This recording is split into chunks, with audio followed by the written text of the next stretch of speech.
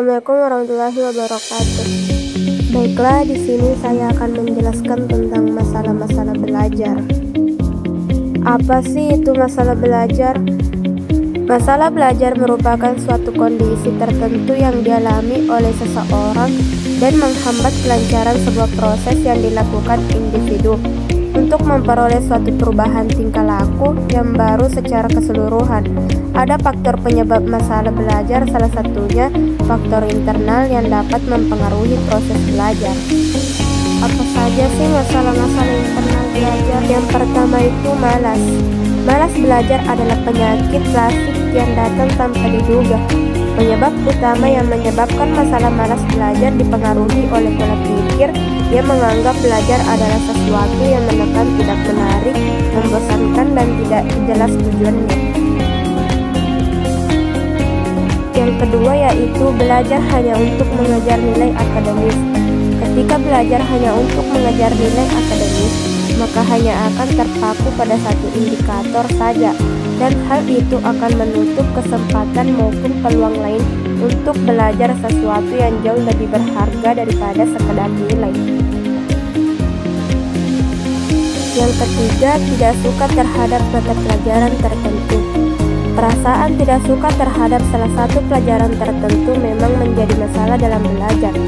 Rasa tidak suka terhadap mata pelajaran tertentu dapat disebabkan oleh sugesti diri sendiri yang menganggap pelajaran itu sulit, dan juga dapat dipengaruhi oleh kurangnya kemampuan diri untuk menangkap hal menarik yang ada di balik ilmu tersebut. Nah, setelah tadi kita sudah mengetahui apa sih masalah-masalah internal belajar, sekarang kalian tahu nggak apa itu faktor internal belajar? Sebelum kita masuk ke faktor-faktor internal belajar, apa faktor internal itu? Jadi, faktor internal adalah faktor yang timbul dari dalam diri manusia itu sendiri. Nah, sekarang apa saja sih faktor internal belajar? Faktor internal belajar ada dua, yaitu yang pertama faktor psikologi atau jasmani, dan yang kedua faktor psikologis atau rohani. Faktor psikologi atau jasmani ada dua, yaitu yang pertama faktor kesehatan dan yang kedua faktor cacat tubuh. Yang pertama faktor kesehatan. Proses belajar siswa akan terganggu jika kesehatannya kurang maksimal yang menyebabkan siswa cepat lemah, kurang semangat, mudah pusing, mengantuk, dan gangguan fungsi alat indera serta tubuhnya, sehingga proses menerima pelajaran, memahami pelajaran menjadi tidak baik dan akan tertinggal dalam pelajaran. Yang kedua, cacat tubuh. Cacat tubuh seperti kurang pendengaran, kurang penglihatan, serta gangguan gerak akan mempengaruhi proses dalam belajar. Suatu kondisi yang berhubungan dengan keadaan jiwa siswa. Yang pertama, inteligensi. Inteligensi besar pengaruhnya terhadap keberhasilan belajar. Murid yang mempunyai inteligensi tinggi akan lebih mudah atau lebih berhasil dibandingkan dengan murid-murid yang inteligensinya rendah. Sebab murid yang berinteligensi rendah akan mengalami kesulitan dalam memahami pelajaran yang diberikan guru. Yang kedua, bakat. Bakat adalah potensi atau kecakapan dasar yang dibawa sejak lahir. Setiap individu mempunyai bakat yang berbeda-beda. Bakat akan dapat mempengaruhi seseorang dalam belajar atau dapat mendatangkan kesulitan. Misalnya, bila bahan yang dipelajari tidak sesuai dengan bakatnya, contohnya seseorang yang tidak berbakat menari akan mengalami kesulitan dalam belajar menari walaupun tari itu mudah digerakkannya. Yang ketiga, sikap. Sikap dalam belajar dapat dipengaruhi oleh perasaan suka atau tidak suka yang munculnya dalam diri seseorang terhadap pelajaran yang disampaikan. Keempat, motivasi.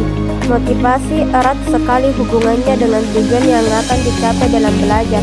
Bila murid tidak mempunyai motivasi dalam belajar, tentu prestasi belajar bisa menurun. 5. Minat dan usaha. Minat besar pengaruhnya terhadap belajar, karena bila bahan pelajaran yang dipelajari tidak sesuai dengan minat, tidak sesuai dengan bakat, tidak sesuai dengan kebutuhan, dan tidak sesuai dengan kecakapannya, maka akan menimbulkan problema pada diri atau kesulitan belajar dalam diri.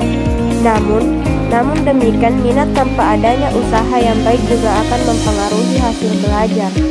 Keenam, rasa percaya diri siswa. Rasa percaya diri timbul dari keinginan mewujudkan diri bertindak dan berhasil. Dalam proses belajar diketahui bahwa unjuk prestasi merupakan tahap pembuktian perwujudan diri yang diakui. Ketujuh, kebiasaan belajar. Kebiasaan belajar siswa akan mempengaruhi kemampuannya dalam berlatih dan menguasai materi yang telah disampaikan. Kebiasaan buruk dalam belajar dapat berupa belajar pada akhir semester, belajar tidak teratur dan menyia-nyiakan kesempatan belajar. Kedelapan, menggali hasil belajar yang tersimpan. Menggali hasil belajar yang tersimpan merupakan proses mengaktifkan pesan yang telah diterima. Dengan kata lain, belajar dengan jalan mengingat dan mempelajari kembali setiap pelajaran yang hampir terlupakan. 9. Kesiapan belajar.